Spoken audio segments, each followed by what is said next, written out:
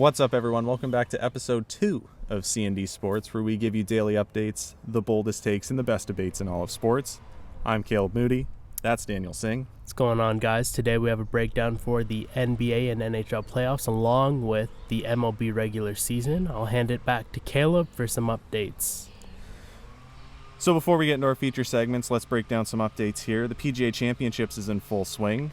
Lefty Phil Mickelson and Louis Oosthuizen lead the top of the leaderboard going into moving day as we film on Saturdays. So make sure to check in on that and see who's leading when this episode airs on Sunday. The EFL Championship League playoffs, that's in full swing right now. Swansea beat Brentford on Monday 1-0, and Barnsley fell to Bournemouth 1-0. So we'll see how the second leg of that turns out, and we'll get you more updates as the Championship League playoff finals happens next week. The French Open starts on Sunday. Rafa Nadal looks good on clay again, so we'll see how he responds and how other guys like Djokovic are going to fare in this major. And also, heading back to soccer here, top England striker Harry Kane wants out of Tottenham, and a surprise transfer request. Definitely took the team by surprise. Man City, Man United, and Chelsea have reportedly all reached out to acquire his services for next season. We'll get you more updates on that as news progresses. And with that, not a whole lot of updates this week. We'll move into our first feature segment, and baseball fans, get ready. We've got baseball takes. Yeah, man, and is baseball fun again? It does seem fun again. There's a lot to get excited about, and there's a lot of young talent that's finally performing. Yeah. I think we'll start in the AL East because I'm sure we have a lot of, being from Canada, I'm sure we have a lot of Blue Jays fans on here. Oh, goodness. And the AL East is wild. Yes. Top 4 teams, you have Boston, New York, Tampa Bay, and Toronto all competing for playoffs this year, and it's been good baseball to watch overall from all these teams. You have strong hitting teams in Toronto and Boston, then stronger pitching teams in Tampa Bay, New York. And, well, let's break down how that's happening. Well, it's really been... I mean, let's start with Boston here. Probably the biggest surprise out of the American League East. I think when people thought of that division, they saw the moves the Jays made, and they just saw the dominance with the Yankees, with hitters like Judge, Stanton, Torres, and then having arguably the best pitcher in the American League in Garrett Cole. So I think they saw that and thought... And not too shabby having Kluber, right, to back him up. They've got Kluber, too. The big re-signing of DJ LeMahieu as well. There was a lot of things to get excited about in the Bronx. And, I mean, it's still exciting baseball in the Bronx. They're 26-19. Yep. Right now. So they've definitely bounced back after that slow start. But the Red Sox, I think have just been ridiculous. And they've been doing it with their pitching as well. And they're missing their ace in Chris Sale. Yeah. They're missing their ace in Chris Sale. Chris Sale's been out for a while, so I at this point, with the way that they're pitching, they're the fourth best team in terms of wins above replacement in terms of pitching this year. So not something we thought of a staff that was being led by Garrett Richards and Eduardo Rodriguez, but man, they've looked good. Nate Eovaldi's looked fantastic too. They're just all around, and they're hitting well too. Yeah, Xander Bogaerts, JD Martinez, both looking good for these guys this year. Both MVP candidates right now. You can't count out what Rafael Devers is doing this year. They're the third best offensive team, again, in terms of wins above replacement in the MLB, and that's something that I didn't expect. You can never expect the Red Sox to be, near the bottom of the MLB, but when you have a division with Toronto, New York, and Tampa Bay, you really can't expect a whole lot. But to have four teams above 500 and competing for the top of that division, it's pretty wild right now. I think we'd be remiss if we didn't talk about the Blue Jays next. Oh, goodness. Vladimir Guerrero, the kid we've been waiting for, he's come, and I think he will be in MVP talks all season. Fantastic hitting. The move to first has paid off for him. And the Jays are doing what they're doing. Still waiting for George Springer to come back. Marcus Semien has been a fantastic addition, along with great play from the rest of their depth in Bo Bichette, Randall Grichuk. Pitching could be stronger, but pitching is better than I expected it to be, and they don't. The numbers don't show great pitching, but the bullpen has been The bullpen's been great with great play from Jordan Romano. Rafael Delis has been solid. Before they got injured, Castro and Merriweather were surprises as well. They're doing what we didn't expect. We expected the offense to be a high-powered offense, but it really wasn't like that until recently. They've started, hitting the stuffing out of the ball, really. They had a stretch there where it was back-to-back games with 15-plus hits. Yeah. Like, it was wild. The offense is starting to catch up now, and I think the pitching has come back down to earth. I think they're really just one starter away from really being a legit number one in this division. Yeah. Just someone to pair nicely with Hyunjin Ryu. Steven Matz he's come back down to earth, but he's been overall a solid starter this year. I think if you can add one more good piece there, and it's a shame that it's not Nate Pearson. I got a bold take for you.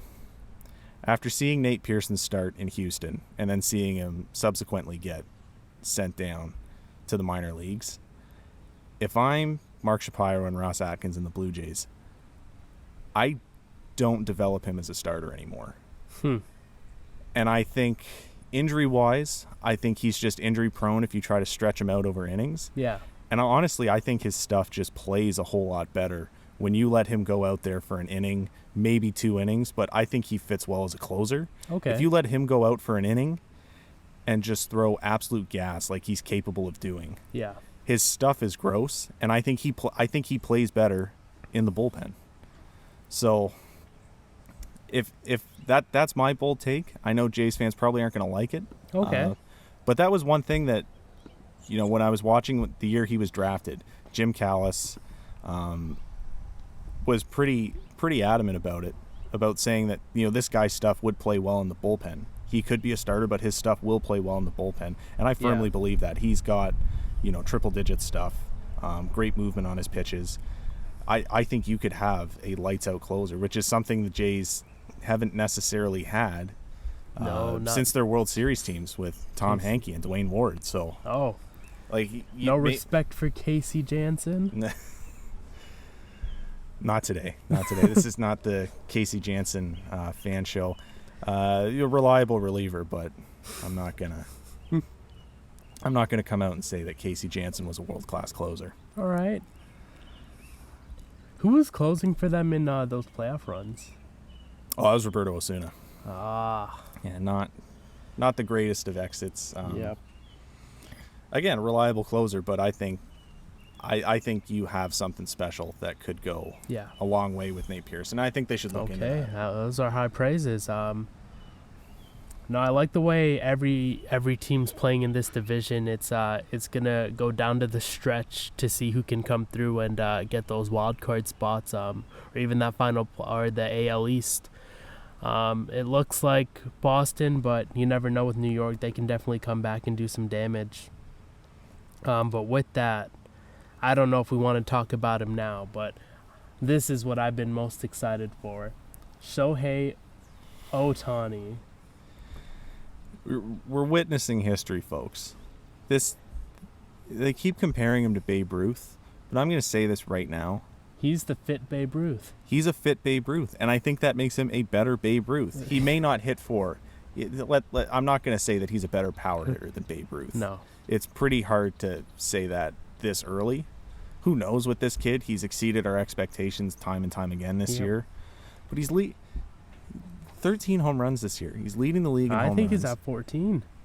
Did he hit one last night? Let me see. But then on the mound, he's got the lowest opponent's batting average in baseball. Yeah. And I thought on the mound, I thought it was going to be a lot more difficult, especially coming back from the injury he came back from. Yeah. Having Tommy John. He did not look great when he last pitched. He got roughed up pretty badly, and then they shut him down pitching. But for him to come out the way he has and really be a Cy Young contender already on a very lackluster Angels staff this year. Yeah. Their starting pitching ranks amongst some of the worst in baseball right now, except him. He's what's keeping them from being the worst rotation in baseball. What you have in Ohtani is a guy who can get you the highest exit velocity and the highest pitching speed. He crushes pitches. Oh my gosh, this guy's an absolute monster. And he's not even the best player on the team.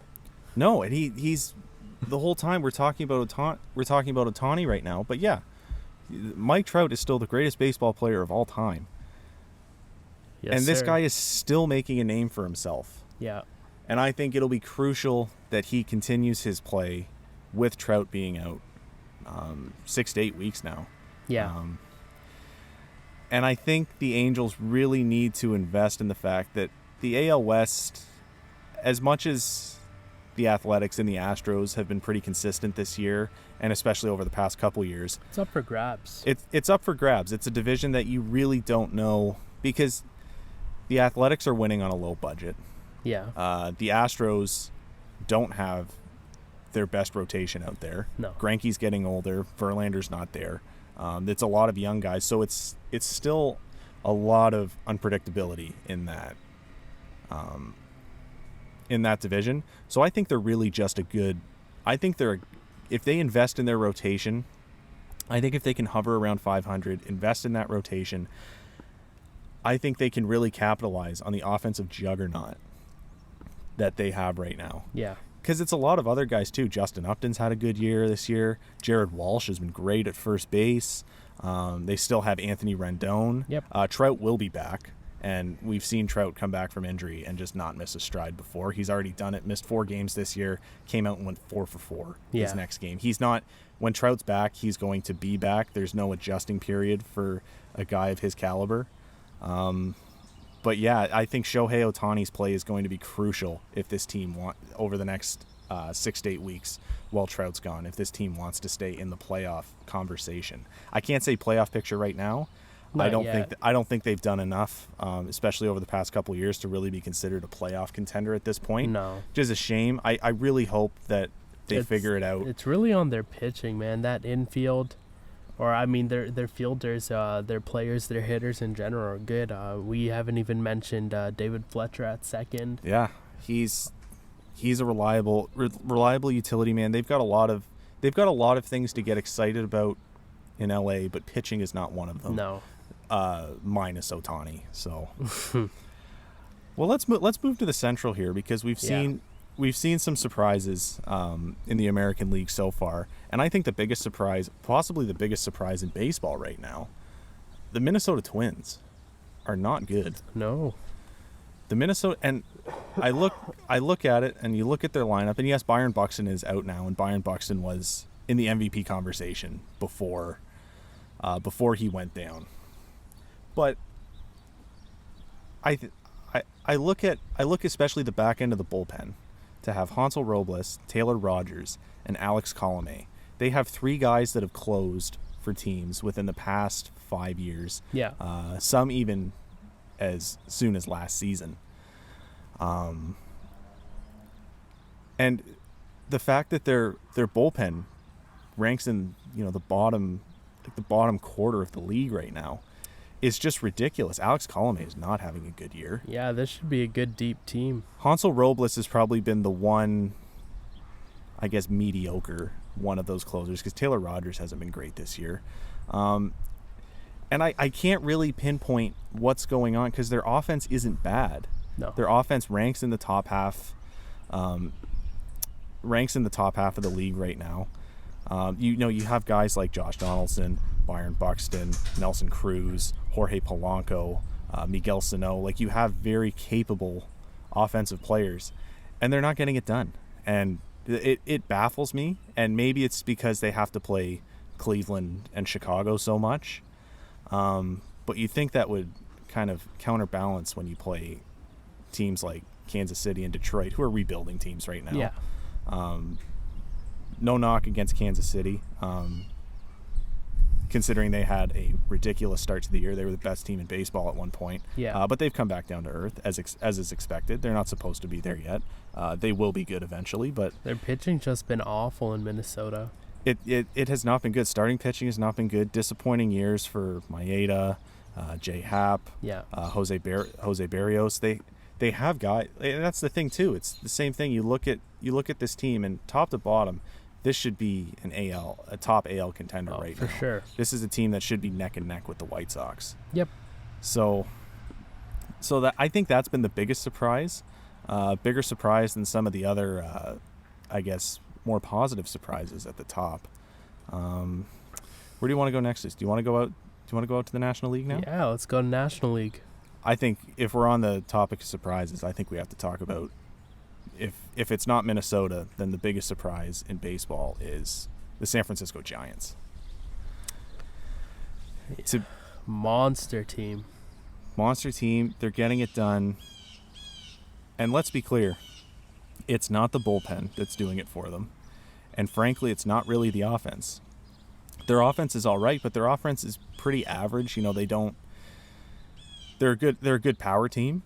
But in terms of batting average, on base percentage, they're middle of the pack, really. Yeah.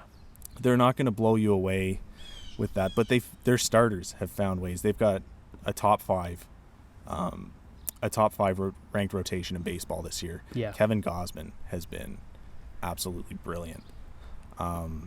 They find ways to win, and it's similar to what their Bay Area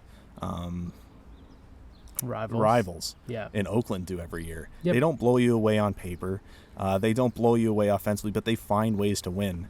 And it's really impressive that they're finding ways to win in a division with absolute powerhouses like the Dodgers and the San Diego Padres. Yep. And it just doesn't seem like they're going away. So you saw that 19-4 win they had the other night in Cincinnati. And it shows. I've been sitting here saying that their offense, isn't it's just middle of the pack. The 19-4 win is not representative of that. But that's the thing. They find ways to win. They can find ways to put on a 19-run show, but they can find ways to beat you 2-0. Yeah. So, and I think it all comes down to their pitching has just been their starting pitching has just been fantastic this year. And they've been doing it with guys like Mike Yastrzemski, who's been on the DL. He's back now, but he faced some time off, and he's arguably their best hitter right now. We've seen the revitalization of Buster Posey. Yeah. As he gets older, and especially taking last year off because of COVID, I think I've been shocked with how well he's hit, especially hitting for average too. Yeah. I don't have. They've left me kind of speechless here. No, Gabe Kapler's doing a good work out there in San Francisco for sure. And we'll stick on surprises here. What's going on in Atlanta? The Atlanta Braves, and I think when Baseball Prospectus came out with their projections for the season, and they predicted Atlanta to finish fourth in that division and kind of finish at, hovering around 500. I thought it was ridiculous. Yeah. And I thought, how can this team that was a win away from the World Series last year, they had the Dodgers up against the ropes. Yeah. And I thought they were going to do it. They couldn't get it done. But how does a team that was one win away from the World Series all of a sudden be brought back down to earth like that? I couldn't see it, but it's been accurate so far. And it certainly has not been. What was their offseason like? Their offseason was they got better in their rotation. They added Charlie Morton. Yeah. Other than that, they didn't really add too many pieces to their lineup, because their lineup was what was the strong suit. When you have Acuna, the MVP, and Freddie Freeman. Yeah. When you have Marcell Ozuna, you have a lot of capable hitters. And maybe their big issue right now has been in center field. They have not had production offensively in that capacity there. Christian Pache has not been great as a starter. And I think the outfield really took a hit with Nick Markakis retiring too. Nick Markakis was, he was an age player. He's not the Nick Markakis that, we grew up watching in Baltimore. But Nick Markakis was still a steady piece in that lineup. And I think if you were to have him have Marcell Ozuna in left field and put Ronald Acuna in center field, I think your outfield production is solved then. So I think, his late retirement, the late notice he gave the Braves really kind of bit them in the butt there. Yeah. That's the one noticeable thing I see on offense, but Freddie Freeman has not been having the year he had last year. Yep. Certainly has not lived up to the expectations that we put on him after winning the MVP last year. But I've just been a little surprised that in a division that's not the strongest right now, Washington's not the strongest team. Miami, they made the playoffs last year, but they're not the strongest team. Yeah. The Mets offensively have not been great. Pitching wise, you can't really compete with Jacob deGrom. No. Who, by the way, his Class A rehab start, 3 innings and he punched out 8 players. He had the Cardinals. He had the Cardinals A organization on Twitter, just basically saying, "Stop! It's not fair." And it doesn't matter who he plays. He's going to do this in the major leagues too. He just carves guys up. The fact that he's added almost 5 miles per hour to his fastball is ridiculous, to all of his pitches. Yeah. Like we talked when Noah Syndergaard came up and they said, "Whoa, this guy throws a mid-90s slider." Jacob deGrom's doing that too. And honestly, last year, no shade against Trevor Bauer. Yeah. But if it was a full season, I think Jacob deGrom is no doubt he's 162 game type pitcher. Yeah. He's going to come out there for 30 starts a year.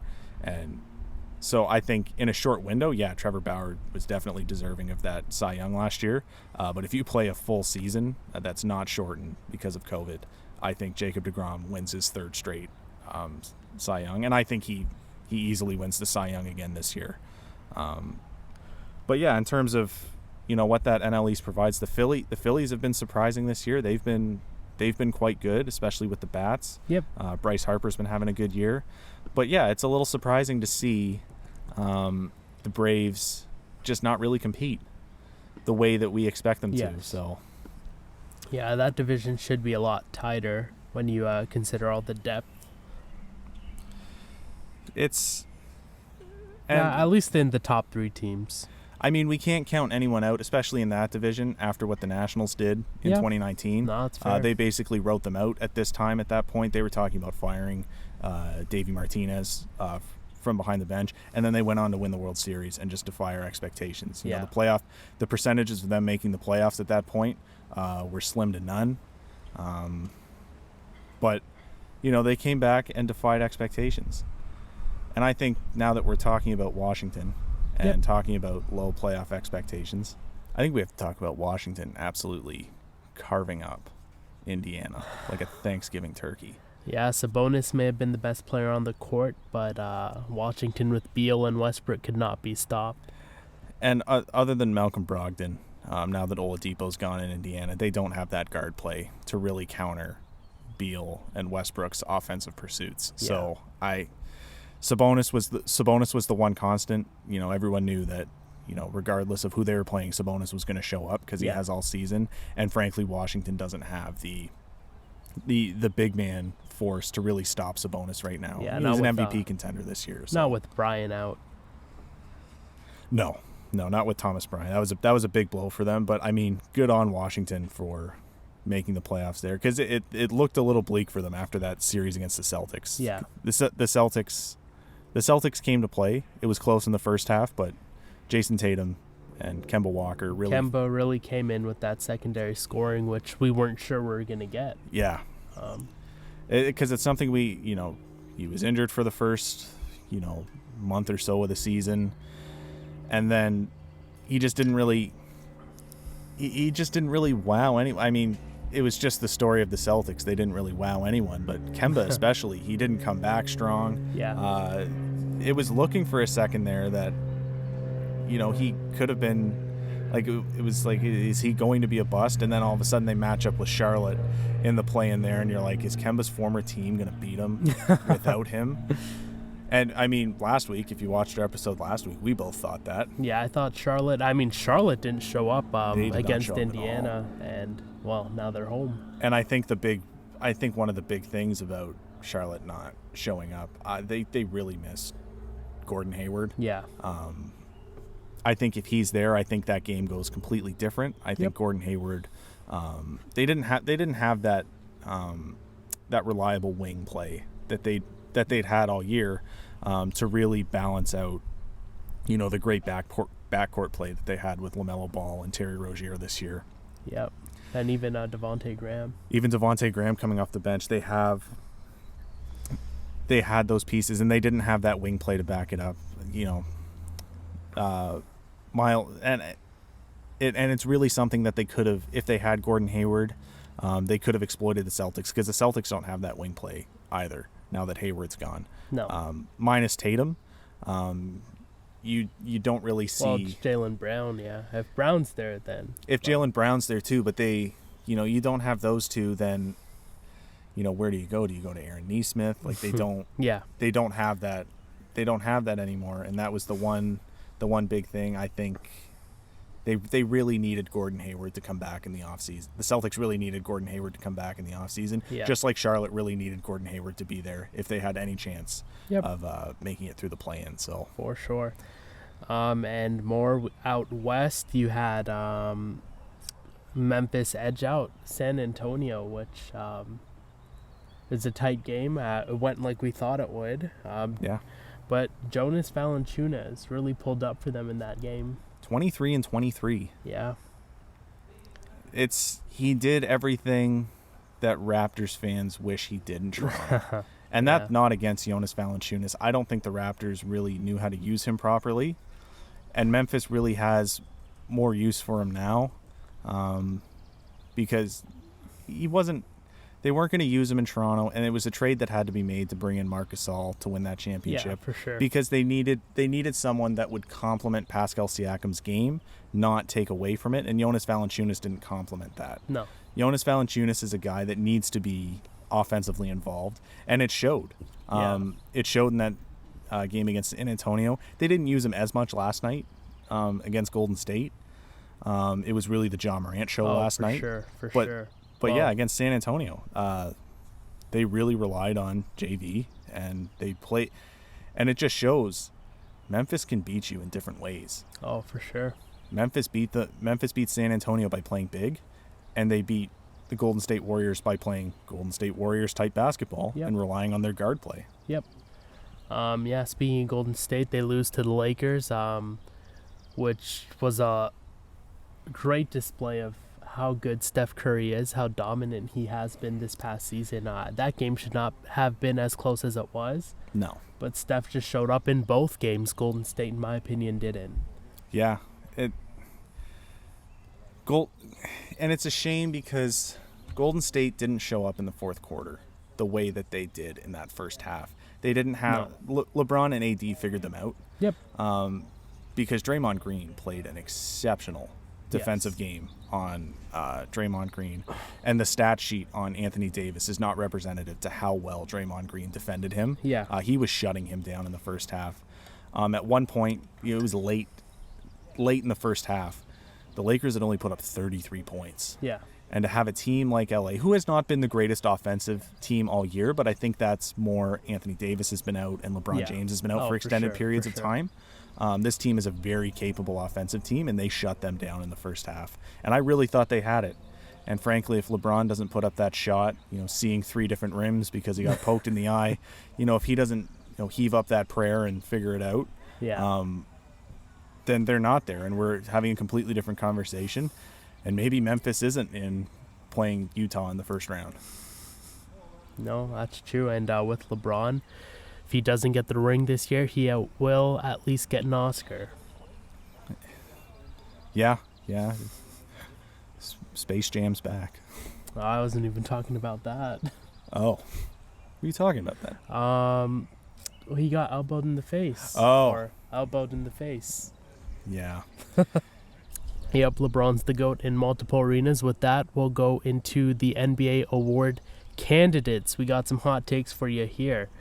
I'd say let's start with coaching here. That one's been the most interesting for me. Yeah, because we'll get to the big ones like Yes. MVP last, Yeah, because we got yeah. a lot of takes on those. But let's start with Coach of the Year. This was an interesting one. Yeah, I think it's the tightest race because I cannot pick between Quinn Snyder with the Utah Jazz, Tom Thibodeau with the Knicks, and Monty Williams with the Suns. Like all these, each of these teams have overachieved. Yep. They come through, played solid basketball, and they're set for good playoff runs, if hopefully deep playoff runs.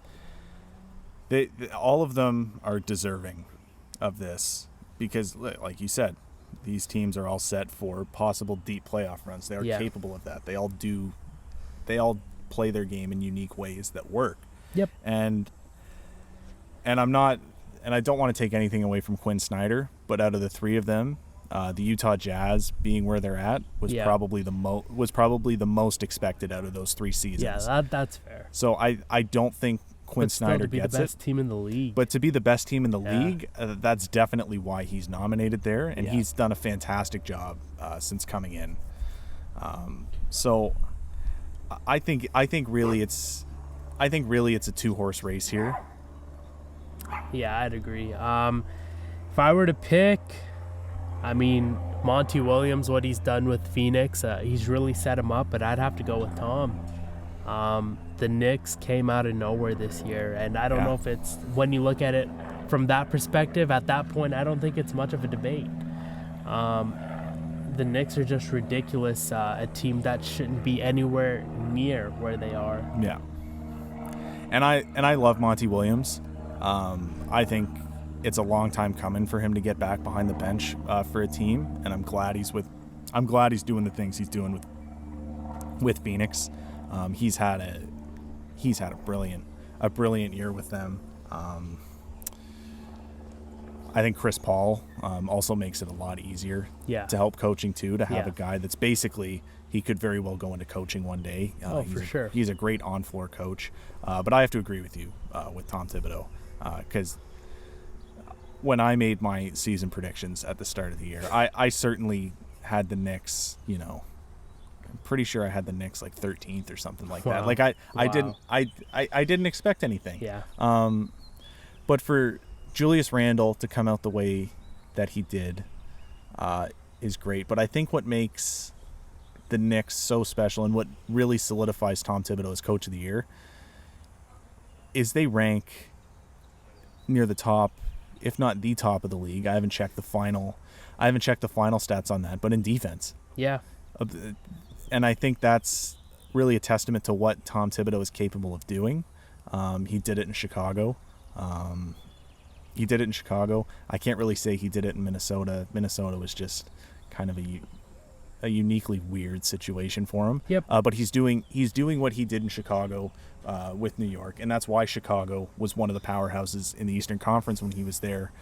When it was Derrick Rose and it was Jimmy Butler and Joakim Noah. Like he looks like he could take the Knicks to the same spot that they were in. So yeah, I agree. I think Tom Thibodeau did just that little bit more to really push the Knicks over than Monty Williams did with the Suns. Yeah, and they did have the best defense, but also the 4th worst offense in the East, but they were winning games. They find ways to win that gritty type of basketball. And I think he's going to work wonders with guys like R.J. Barrett in the future, too. I think R.J. Barrett could be, if he becomes that two-way player that Jimmy Butler did, I think Tom Thibodeau could take him there. Yep. So, R.J. Barrett certainly had higher expectations when he was drafted than Jimmy Butler did. Yep. Jimmy Butler at the end of the first round. So, and RJ Barrett was number 3. So Yeah. I think he certainly has the makeup for Tom Thibodeau to work his magic. Yeah, for sure. There. With that, I'd say let's move on to most improved player. That's between Jeremy Grant, Michael Porter Jr., and Julius Randle. I don't think there's much debate. For me, I think this is definitely going to be the consolation prize to the MVP Julius Randle should be in talks for. He's not considered enough. He's not considered enough for MVP, and he should be. Yeah. I don't think he should be a finalist. No. But I think he should be in the talks at least. He should be he should be considered as a top 10 MVP candidate right now. Yeah. No disrespect to Jeremy Grant and Michael Porter Jr. Just those are the facts. He's leading his team and he's done it well. And he's doing it across all categories too. Yep. The guy, this is the Julius Randle that the Lakers thought they were getting when they drafted him as high as they did. And this was the Julius Randle we were used to seeing in Kentucky. Yeah. And he's finally come into his own. He's found a good spot with Tom Thibodeau and the Knicks. And yeah, I think it's Julius. I don't really think there's much debate here. No. I think they just had to pick the 2 most capable guys to put next to him. And again, no disrespect to Jeremy Grant and Michael Porter Jr. They had fantastic seasons, but it has to be Julius Randle's to lose. For sure. It has to be. I don't think there's much debate to be had. 6th man of the year, I think it's the same. You have Jordan Clarkson, Joe Ingles, and Derrick Rose. For me, I'll just get it out of the way. I think Jordan Clarkson's had the most consistent season of the group. Derrick Rose and Joe Ingles at various points have been dominant, but I don't know. What do you think? I think it's tight. As much as I want, and I'll touch on something on Derrick Rose later because I have an interesting proposition that I heard this week. Okay. But I think it's close between Ingles and Clarkson. I think Ingles definitely had the better second half of the season. Okay. Clarkson had the better top half, but I think Clarkson did it for longer, and I think he's been more consistent. So I'd go Jordan Clarkson. And imagine that. Most improved player of the year, Julius Randle. 6th man of the year, Jordan Clarkson. And the Lakers had them both on the same team. I mean, the Lakers do have a ring before either of them, though, so I don't think they've got Anthony Davis and LeBron, so I don't really think the Lakers are complaining. But those were former Lakers at one point, so it's interesting to see where guys' careers go when they're given the right environment to play in. Yeah, I saw this meme. If LeBron's so good, makes the players better that are around him. Look at Kyle Kuzma, and then you have Lonzo Ball and forgot his name, Brandon Ingram. But that's just how it goes. Sometimes you need to be more ball dominant. You need that opportunity to thrive, and that may not always happen when you're under LeBron and AD. No. And I think, I'd go with Clarkson. But here's the one thing that I was actually talking to my dad about this week. We were talking NBA awards. And he brought up a really good question. Has anyone ever won MVP and then 6th man of the year? Because Harden's won 6th man of the year and then MVP. Yeah. But has anyone done it reverse? So could Derrick Rose be the first player to win MVP and then 6th man of the year? Because I feel like you're not going to see that. If he was with the Knicks for the entire season, it's definitely possible. But him in Detroit wasn't on the same level, in my opinion, as Joe Ingles or Jordan Clarkson. No. So that's the only reason I'd say no. It would be a great story, but it would be a great story. I just don't think the numbers are there for it. The performance, at least when he was in Detroit, isn't there. But it's nice to see Derrick Rose back in NBA award talks now. Yes. And it's nice to see him, and we saw glimpses of it with Minnesota. Yep. He was we knew he was back at that point. Now I think he's solidified that he's back, and he can be a big part on teams that are looking to make a deep playoff run, like the Knicks are this year. Yep. But yeah, I think I'm going to go with Jordan Clarkson. I think it's a little closer than some people may think between Clarkson and Ingles right now. Okay. But I'd go with Clarkson because he was dominant off the bench to start the year. I think Joe Ingles is going to be a valuable piece for them in the playoffs. Frankly, because Joe Ingles has been there more. Yeah. He's been there more, and I think his game of the corner 3 play is going to play big for Utah, especially against a wing-heavy and guard-heavy team like Memphis in the first round. Yeah. I'm very excited to watch that series. Oh, no. This NBA playoffs, it's going to be hot this year. But with that, let's go into Rookie of the Year. We have LaMelo Ball, Anthony Edwards, and Tyrese Halliburton. This one's more interesting Really? than it may seem. Okay. And I'm not, let's be clear, I'm picking LaMelo Ball. Okay. I'm not picking against him. I'm not going that bold. Me too. But I think if LaMelo Ball doesn't come back from his injury, Anthony Edwards? I think Anthony Edwards has a real shot at taking this. Yep. But LaMelo Ball came back, and it's not that he came back. He may not have been 100%, and he may not have looked like the 100% LaMelo Ball we were used to seeing this year, where he was dominating on the floor. Yeah.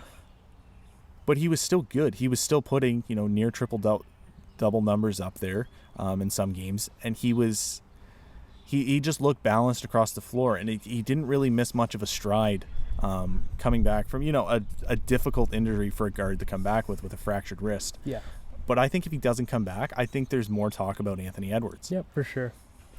And he is your first overall pick. You do have high expectations from that, but Charlotte, I think, was able to utilize Ball better than the Timberwolves were able to utilize Edwards. I can't say which one's the better player, but Ball definitely had the better season. Anthony Edwards, I think if Anthony Edwards has the season he had he did go at the through end of the steady year, growth. he did. It took him a while to get there. I think if he is, end of the season Anthony Edwards from day one, I think it's a no doubt. I think he'd be better than LaMelo Ball, and and I think we saw the reason why Minnesota took him first overall this year. Because I don't think LaMelo Ball fits well in Minnesota's system, having to play behind guys like Rubio and D'Lo. No. I think the fact that from day one he had a big role in Charlotte, and then eventually took that starting role away. Terry Rozier. It was Terry Rozier, and then Terry Rozier ended up taking the starting role from Devontae Graham. Yeah.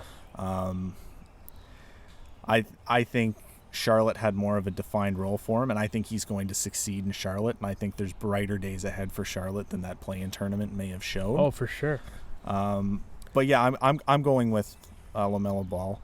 Just one quick shout out to Tyrese Halliburton. Really proving a lot of teams wrong that passed on him. He was supposed to be arguably a top 5 pick, and he dropped in the double digits. I believe it was 12. I think it was 12th overall to Sacramento, because Sacramento was invited to the bubble because they weren't that bad of a team last year. Yeah. I had him going to Atlanta in the early first round when I did my mock draft.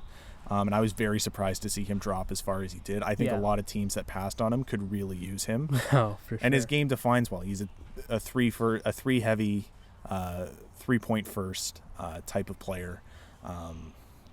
He defends well. He's explosive off the ball. Really complements the play of De'Aaron Fox there. Again, we've been saying it for a while, but brighter days should be ahead for Sacramento. Hopefully. But yeah, so I'm going LaMelo Ball. Okay, and with that, we have Defensive Player of the Year. You got Ben Simmons, Draymond Green, and Rudy Gobert.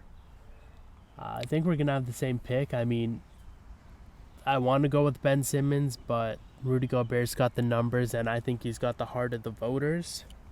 Yeah. I'll just leave it at that. I going Rudy Gobert. He's the best player. He's the best player defensively in the NBA. By the time his career's done, you could consider him up there with Gary Payton as being the best defensive player of all time. There's my bold take for today. Rudy Gobert is going to be the best defensive player of all time when his career is over. I disagree, mostly because I don't see him go out there and guard guys on the perimeter much. It's just strictly in the paint, but he is a fantastic paint defender. But when I talk about range, when I see range, I don't see him doing things that Ben Simmons does, where he can guard anybody at any position. And that's all it is for me. That's why, if I had to pick a player, I'd probably go with Ben Simmons. But you wouldn't be wrong to pick Rudy Gobert because what he does well. He just isn't as versatile in that context. Yeah, no, that's a fair point.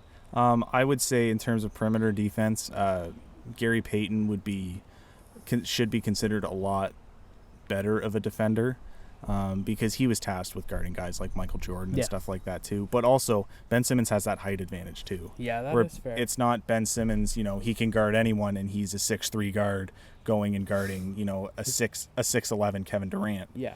He's 7 feet. 6'10" or whatever. 6'10", 7. I don't know how tall. But it's his speed, he's right? Tall. Like he's a big guy, but he's a fast guy. He's quick on his feet, and so you have to take the good with the bad because generally those big men aren't as quick. Yeah. So when a guy can move the way he does, I think you have to put some respect on his name for that. Yeah. Fair enough. But yeah, I think it's Rudy Gobert's this year. No question. Yeah. So are we at the MVP now? MVP. Is it time for that? Yes, sir. So you have Joel Embiid, who I think we can say is a placeholder. Not to say he's had a bad season, but when you look at Nikola Jokic and Steph Curry, I think that's where the debate is. Because Joel Embiid missed 21 games this year. Yeah. So to see him on the ballot, and for people to write off LeBron James this year, he only played 6 more games than LeBron James, and no one was considering LeBron James at all. Yeah. So the fact that he's there, albeit when he was there, when he was healthy at the start of the year before he went down, he was fantastic, and it was almost Joel Embiid's MVP to lose. Yeah. At that point. So I think that's why he's there now. But he missed 21 games, especially in a shortened season. That's way too many games to miss. Yeah. Yeah. So again, like you said, the real debate does come with Curry and Jokic.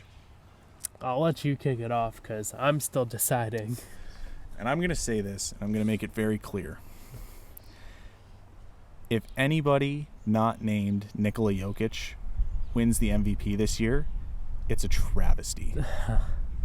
Because for Nikola Jokic to be in the MVP conversation year after year, and frankly, he wasn't a candidate in the past, and he didn't win it in the past because his numbers weren't there. He's a very balanced player. Yeah. But for him to come out and average almost 5 more points, to average more rebounds, to average he's almost averaging a triple-double. Yeah. Like his numbers are basically 26, 11, and 9 when you round up on stuff. Yeah, yeah. So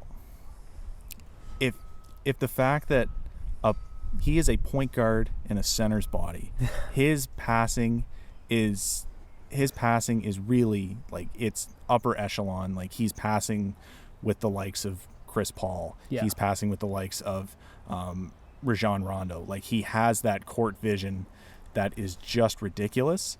And he scored more too. He stepped up. He played double-digit games without Jamal Murray this year. Yep. And he still led this Denver team in a very tight Western Conference that could have gone like you looked at the separation minus the top 2 teams.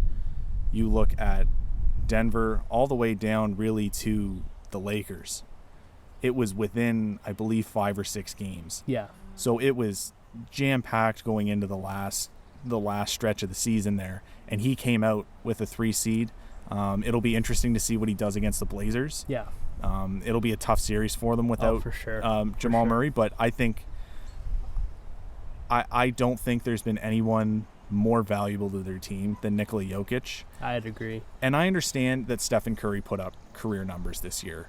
But you have to look at, he put up career numbers this year, but when he won the MVP, he put up better numbers than when he won the MVPs before. And I get that, but the competition was not as strong those years. No. As they were. They didn't have a Nikola Jokic type player. And I think the NBA needs to recognize just the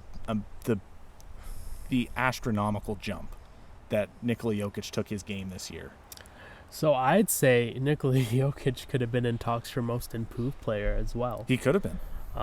Which obviously I don't think you can be in both MIP and MVP. But I think he was on the better team. I think he was the more dominant player, even with Jamal Murray going down. Yeah. If you're being technical about it and you want to say most valuable player, Golden State goes nowhere without Steph. So in that context, he is the more valuable player to his team. Yeah. But I think Jokic was definitely the better player. And I think he's the most deserving of MVP this year. the way Nikola Jokic plays is just like the shots that he puts up. It almost looks like he's lost out there, but he knows exactly what he's doing, and he knows like that a walrus. he's a big guy. He's a big guy. He like when he runs and stuff. You're like, this guy should not be an NBA. Like he doesn't look athletic. Like we're not one to talk. He's not the most fit guy either. No, but then he comes out there, and the way that he passes, and the way that he sees the floor, the way that he shoots, he can pull up for three. Yep. The guy shot over 35% from three this year. Yeah. Which for a big man is ridiculous. And it's not like he was only putting up, a shot or two a game. This guy was putting up 3 to 4 threes a game. Yeah. And he was hitting his shots to come out and average the amount of triple doubles he has as a big man. Like we talk about Russell Westbrook controlling the triple-double game, and he may control the triple-double game because it seems like every game he gets one. Yeah. But Nikola Jokic does the same thing, and I think it's a little harder for a big man to get the assists that he does than it is for, an explosive guard like Westbrook to get the rebounds that he does. Yep. So I think it's time for the NBA to really recognize what they have in Nikola Jokic. Yep.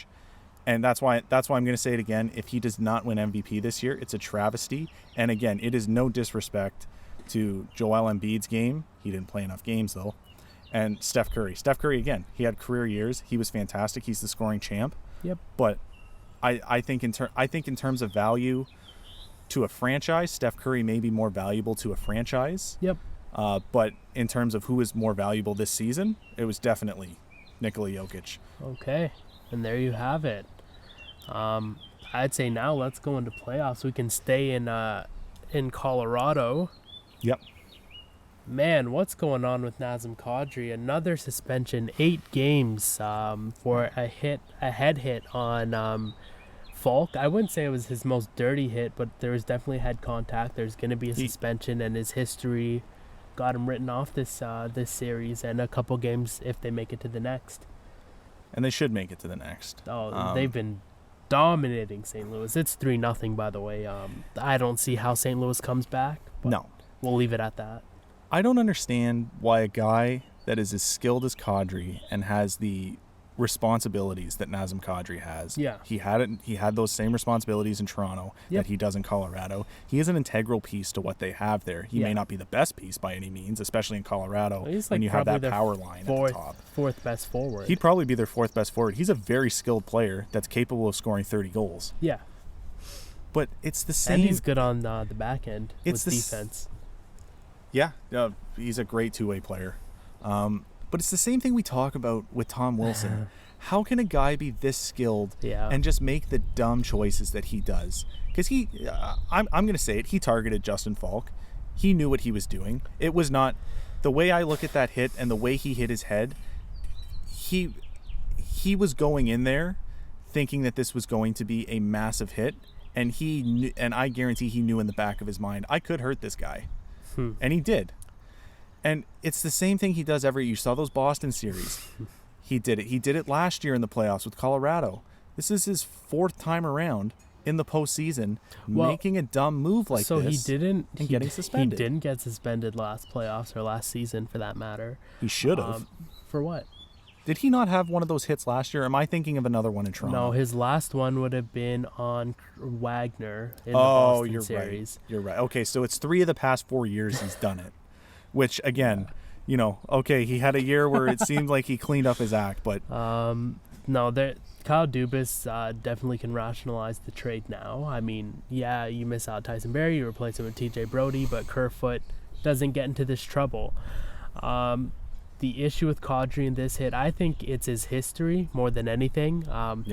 Again, I'll say it wasn't his worst hit. It wasn't by any means a clean hit. No. I thought it was going to be 1 to 3 games because the hit didn't look bad. It didn't look overly intentional because it was such a fast play. Yeah. Right? It was a hit, right? It was unfortunate that he got the head. I don't think there was intent like you've seen in the past when he cross-checked Wagner in the back. It wasn't his most intentional hit, and it wasn't his dirtiest play. But there were definitely ways to make that hit less dirty, and he didn't. He could have adjusted the way. I get it was fast, but he could have adjusted the way that he hit Falk, and he didn't. Yep, for He sure. went in, he's like, I'm hitting him this way, and if he gets hurt, he gets hurt. So Yeah, and that's 8 games. I knew you'll probably see him next round. I knew once they announced that he was getting an in-person hearing that it would be at least whenever, 5 games. Whenever there is an in-person hearing, there's going to be a suspension. It's just at that point, it's a matter of how many games. I knew it was at least 5 games, and I do. Well, his last suspension was 5 games, so I guess that's why they had to increase this time around. Yeah. Whoa. So, but I just don't understand why guys that are that valuable, like Nazem Kadri, like Tom Wilson is to Washington, why they keep putting themselves in situations and keep putting their organizations in situations like that. Yes. Because it does not look good from an optics standpoint of trying to reason why you still put this guy on the ice. Around, yeah. And then, but it just also doesn't look good because you have to keep these guys around because they're so skilled offensively. They're so valuable to your team. These are guys you can't replace. You wish you could, but you can't. These are guys that, Wilson was integral in in Washington winning their cup. Kadri hasn't done it yet. Yeah. And it looks like this year they can, but with these 8 games, it really tarnishes his reputation, which is already not very great. With that, I'd say let's move on to Vegas, Minnesota. It was looking like Minnesota was going to go up 2-1 with that early, almost 3-0 lead. A goal was taken back. It ended up at 2-0. But they sat on it. Vegas came back. Yeah. Like we should expect. Vegas is a good clutch team. They love the pressure, and they're going to thrive in it. They love the pressure, and they just play that game of hockey that they're just going to wear you out. Yeah. You may be able to get the edge on them early on, but they are definitely a long-run team. Yep. With that depth. They're not going to come out any more explosive than they will at the start of the game, or they won't.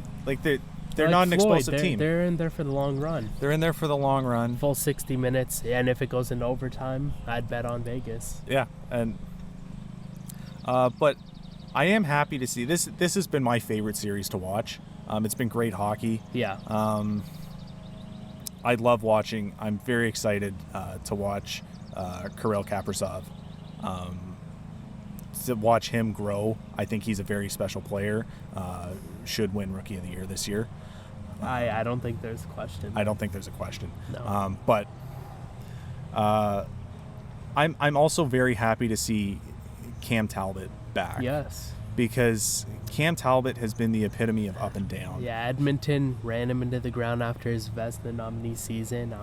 Since then, he hasn't been the same, but put him in the defensive structure Minnesota has, and he's been playing really well for him. He's a dark horse to be nominated for the Vezina this year. I would not be surprised if he's one of the 3 candidates for the Vezina this year. Okay, there you have it. I think that's a hot take. I'm not coming out here and saying he will be, but yeah. I wouldn't be surprised. He had a great season, and Minnesota, for all the Leafs fans out there, Minnesota only finished 2 points behind what the Leafs did this year. Yeah, they're just in such a strong division. They finished 3rd, and they're in the situation where they have to play one of the top 2 teams in the league in Vegas. Yeah. But Minnesota had one of those seasons where no one paid attention to them, but they went about and did their business. And yep. I think I would not be surprised if they get recognized in the NHL awards this year for their individual efforts. Definitely some coaching and management awards. Yeah. Should be going their way for sure.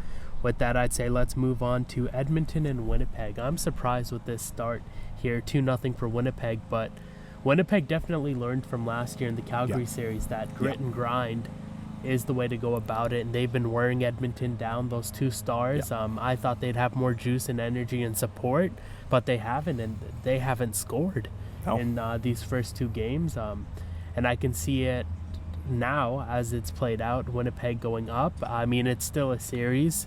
McDavid and Draisaitl are 2 of the best players in the world, so they do have the power to come back and do something, but what do you think? It's time for Edmonton to really go into playoff mode. It's time for McDavid and Draisaitl to really carry this team now. I don't think you can look at this depth anymore. I think it comes down to McDavid and Draisaitl need to need to take So the games on their back in order for Edmonton to come back from this. You watch the game; they drive that offense. Winnipeg's just shutting them down. Yeah. And when Winnipeg's shutting those guys down, like Nuge, they've all been playing fantastic hockey. Yep. Winnipeg's just not giving them the opportunity, and Hellebuck's been the best player in this series. Oh yeah. So I don't, and I mean I think it's a little more of a desperation for you because you picked Edmonton to make it out of the North Division. Yeah. Unless I see McDavid and Draisaitl really dominate, I don't see them coming out of this series anymore. Dropping both at home. Now you have to go to Winnipeg. Yep, and they're doing all this without Ehlers, which will bring more speed, more offense, and maybe even a little more defense. And they're doing this without Patrick Laine.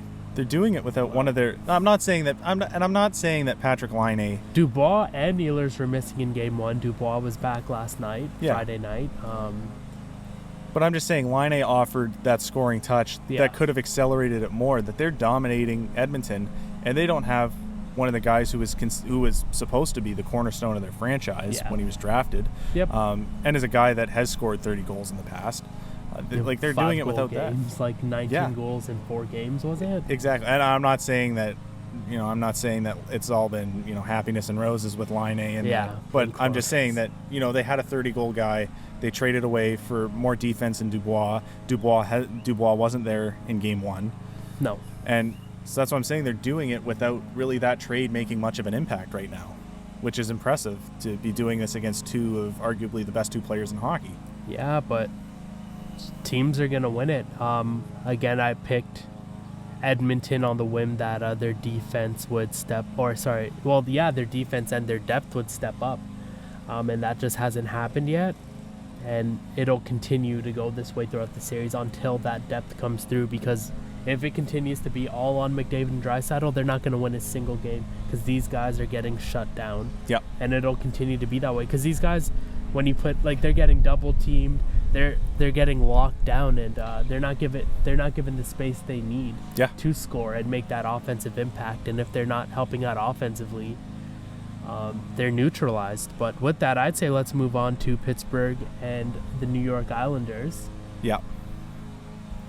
Yeah, you predicted it. Pittsburgh is up 2-1. The series is far from over. Oh, yeah. Malkin has returned. Yeah. So that's no help to the Islanders. Nope. What do you see here?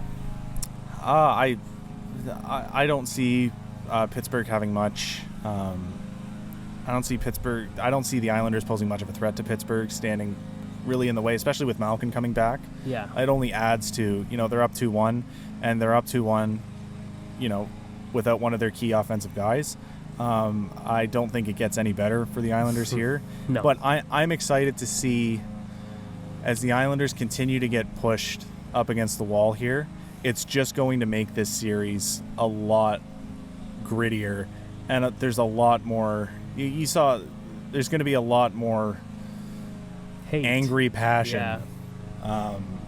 As you saw, the 5 guys sitting in the box for each team the other day. These teams have played each other all year. They don't like each other, No. And I think when one team gets a little more desperate, you're going to see a lot more beef come into play. So I think it's going to be an exciting series.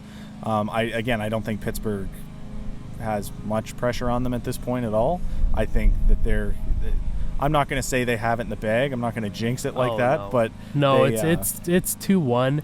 The only series that I'd say is over, the Colorado series. I mean, they still have to win that final game. And I think this is a good segue into Boston and Washington, where Boston's up 3-1. Series is over. Yeah, for Washington, they've never been a good team to come back. They did against Tampa Bay when they won that cup, winning games 6 and 7. Yeah. But that's a 3-2 lead. 3-1, I've never seen Washington as a team that can come back from this. Boston's a poised team. Washington should be the better team with the talent they have, with the players they have. Yeah. But our Boston still has that poise, even without Chara, who's ironically on the other team this series. Yeah. I think the thing we talked about the most. Taylor Hall. Oh, that is true. Taylor Hall's been there. He's shown up. He's been good. Yeah, I think he's been a highlight. Him, Jordan Stahl, and Nathan McKinnon are all guys to watch, especially in this first round. Where I was going with that was on Washington's side. The thing we talked about, and the reason why both of us picked Boston to move on, was the goaltending. Yeah. They've played 3 goalies. They've played 3 goalies. There's not consistency. No. There's no consistency in net. And they only lose game 3 because Samsonov has that miscommunication with Schultz. Yeah. And right now, when you have a guy, and I mean, we have to cut Samsonov a little bit of slack because he has been out with COVID. He has not been on the ice, and he's being put in these high-pressure situations where he may not be 100% right now. Yep. Vanacek got injured, and you can only expect so much from Craig Anderson. He only played 2 games with them this year. He is 2 or 4, something like that, very low. And he's old. He's old. He's not the Craig Anderson that we saw almost take Ottawa to the Cup Finals in 2016? 17. So I think the goaltending has been the biggest thing. It certainly has not been the intensity of Washington. Guys like Garnet Hathaway have come out with a lot of intensity. But when you have that inconsistency on the back end there. And surprisingly, it's been the skill of Boston that's outdone Washington. They're both hardworking teams. I mean, Boston obviously is working harder to get that 3-1 lead. Tuukka Rask versus whoever you have in Washington, it's a complete mismatch. Yeah. And this series has proven it. Carolina, Nashville. Nashville finally got their win. Yeah. Last night, Matt Duchene, beautiful breakaway goal. They almost blew it. Pardon? They almost blew it. Almost. They had the lead. They took it to overtime, and that's not something you want to do against Carolina. No, not with Carolina's depth. As the games go longer, Carolina is usually going to be the better team. Yeah. But Nashville, as predicted, they do have some magic. Yeah. There's just something about that organization that's special, especially having the fans in there. I could see them winning the next game. Yeah. At Bridgestone. But I think it's Carolina's series. They should win. They're the better team. They're the stronger team. They're the team we both have going to the Cup Finals. Yeah. You have them winning. But Nashville's the team that can steal some games. Yep. Especially with their depth coming through. For sure. Especially their defensive depth. Yeah. Jordan Stahl's been the guy for them. Great captain. Yeah. But with that, I'd say let's move on to Florida and Tampa Bay. Great series. Goalie controversy, though, in Florida. I don't know what's going on with Drieger and Bobrovsky. They keep going back and forth. It looks like Bob's going to hold that job down after coming back and getting the win. They shouldn't have deviated from Bob at all. It's tough because at points in the season, Drieger's been the better goalie. It's like, do you go with Frederick Anderson or Jack Campbell? Anderson has the better history overall. Yeah. There's a lot of hate going his way, but Campbell's been the better goalie this season. The issue that I have when you took out Bobrovsky in Game 2, Bobrovsky was not the reason that they lost. Bobrovsky stood on his head. He gave up a lot of goals, but that just goes to show you how skilled of an offensive team Tampa Bay is. For sure. The amount of goals that he gave up in Game 1 and the fact that they lost, that was not on Bobrovsky. That was just on a very tight game, just like this series is going to be.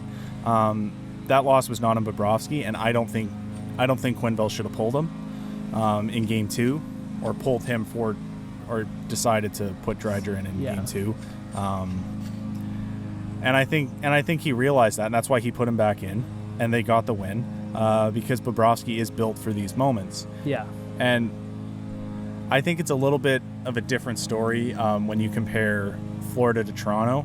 Jack Campbell was putting up historical numbers, and there's no way that you cannot go with him right now. Yep. Whereas Drieger, he had a great season. One of the big reasons why Florida is where they are. Yeah. But if you decided to go with Bob that first game, you have to stick with that because it's not like Drieger was putting up the same numbers that Campbell was. Yeah. And I think Bobrovsky has a little more of a track record in the playoffs than a guy like Freddie Anderson would, because he's actually been places. Yep. No, that is fair. With that, I'd say let's go into Toronto. First and foremost, we wish John Tavares a speedy recovery. Scary hit. You never want to see stuff like that. Corey Perry, I don't think was a culprit in any sense. No. That was unavoidable. Complete freak accident. You could tell he tried to jump over him. Yeah. I think him trying to jump, it's Almost one of made those. It made it worse. It looked Yeah. like it made it worse, Yeah. but it's one of those things where in the moment you're just trying to avoid him at all, hitting him at all costs. I think if Corey Perry looks at that again and kind of sees, well, how could I have avoided that? There's no way. There's no way you can avoid hitting him. I think maybe he's not going to try to jump over Yeah. him next time. Yeah. But that situation, the way he fell was just. It was a fast play. It was a fast play. You couldn't do anything. For those of you that don't know, Ben Schrott knocked Tavares down, and as Corey Perry was skating, like there was absolutely no intent. No intent. He got Tavares got knees to the head, knocked him out cold. Yeah. And then it was just a scary sight, seeing him try to get up and stuff, and he was not all there. No. Very happy to hear he's been discharged Yes. from the hospital right Yeah. now. So yeah, we'll hopefully he makes a full recovery here. But yeah, I think it's pretty safe to say that his playoffs are done. It's tough. Yeah, I have no idea when he's going to come back. With concussions, you can never tell. It could be a week. It could be a couple months. Yeah. He certainly won't be back this series. Let's make that clear. No. It's not long enough for him to But come back. the Leafs have something to rally around here, and I think the more games they play, the sooner, or that gives the opportunity for Tavares to come back. And I think they're going to rally around this and play some good hockey in these next few games. Although there shouldn't be a target on Perry's head. No. I think they're going to come out strong against Montreal. And I think now that they've had time to prepare their offense without Tavares, Yeah. I think that was the big thing. Tavares was such an integral piece for sure. To that offense. A very when you look at guys like Austin Matthews and Mitch Marner putting up the numbers that they did this year, especially Matthews with the 41 goals. Yep. The work that Tavares does to get those two to the place where they're supposed to be, and the places that they've gotten, very much goes underappreciated. He is really a captain's captain. Yep. Similar to Jonathan Taves when Patrick Kane and does what he did does. with Patrick Kane, what he did with Brandon Saad and all those guys. He takes a lot of pressure off his players because he knows what to do. He knows where to be. He knows where to look for guys. So it's and just having him in the locker room, right? Because they're Exactly. usually not on the same line. Yeah. Until power play, but having a guy like that just makes everything better. So I think now that they've had time to prepare, because Montreal, we all know that they're not the strongest of playoff teams, but they can surprise you. They can beat you, and that's what they did. They used this, and they used the cards that were dealt to them. The Leafs were scrambling to find offense. Yep. And I don't want to say that lightly, because when I say cards that were dealt to them, I don't want to put his injury lightly. It was not a light injury. No. But Montreal capitalized on the Leafs trying to figure out what their offense was going to be. Yeah. And they didn't do it in a very convincing manner. It took a shorthanded, kind of very skilled goal from Paul Byron on his knees to win it for them. But nonetheless, Montreal found a way to win and to capitalize on the situation at hand, as bad as the situation was. So Montreal's a team that you can't take lightly, but I think the Leafs are skilled enough. And not only skilled enough, but when you have experienced veterans like Nick Foligno, like Joe Thornton, like Jason Spezza, Wayne Simmons, they brought those guys in because they have that playoff pedigree, and this is where they're going to need them most. You just lost one of you arguably your fifth veteran there, with John Tavares, your best veteran there, and I think these guys are going to have to step up and bring their playoff expertise here more than ever, and they're going to be they've seen stuff before. They've seen injuries like that. They've been through, they've been put through the ringer. in hockey over their careers. So they know how to deal with this, and they're going to be integral in taking the role that John Tavares had as that voice to really help guys like Matthews, Marner, Nylander, who, again, Leafs have never made it out of a first round with them. So it's now more than ever they need them. Yeah, and we didn't even mention Captain Nick Foligno, who was a big part of them taking out Tampa. Yeah. I think the Leafs, without Tavares, are still poised to go deep in these playoffs with the way Edmonton and Winnipeg are playing. If Winnipeg wins that series, it's going to be a tough out. But I think Toronto is still in the position to win this division. Yeah, I still think, especially with how unconvincing Edmonton has looked against Winnipeg. And that was their biggest threat to get out of the division. But no, we can't. We cannot sleep on Winnipeg. No, we can't. And if they continue this playing, games. I think they can take down Toronto in the same way. Yeah. With or without Tavares, respectively. Yeah. And I think that's it. That's all we got for you guys today. Yeah. Thanks for listening. Make sure to like the video. Subscribe so you don't miss any of our future episodes. And follow on the gram. We have more content coming. We're getting bigger and better each week, or at least we're trying to. We got some stuff in the work for you guys. Hopefully that comes through soon. As you know, we're in the backyard. We're in Ontario, so the COVID laws are lessening. They're lessening as COVID numbers get better. Yeah, so that opens up opportunities for us to bring better content to you guys. And we're hoping to get something a little more permanent in the works. Yeah, so we're not going to be in the backyard every week. No. Unless you guys really like it. Yeah. Comment down below what you think of the backyard setup this week. Again, make sure to like and subscribe. And that's been episode 2 of C&D Sports. So we'll see you all next Sunday. Peace.